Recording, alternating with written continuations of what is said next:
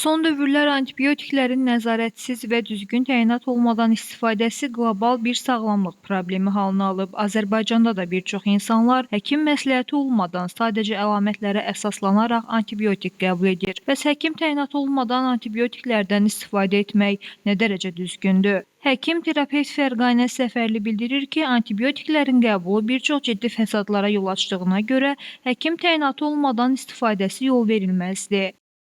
İstər uşaqlarda, yəni pediatrik sahədə, istər böyüklərdə bu yol verilməzdir.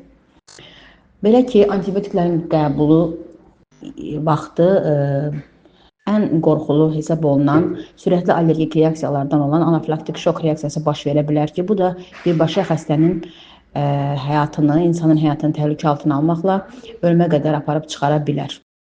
Antibiotikləri doğru zamanda və düzgün dozada istifadə etmək də ən vacib şərtlərdən biri hesab olunur.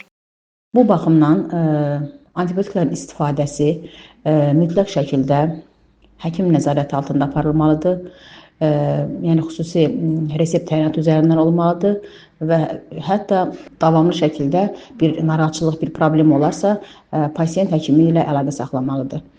Sağlamlığımızın qeydinə qalmaq, onu qorumaq tamamilə bizdən asılıdır. Ona görə də nəinki antibiotik, digər dərman preparatlarını da istifadə edərkən həkim məsləhəti mütləq nəzərə alınmalıdır. Leyla Səməndər, Yeni Azərbaycan TV.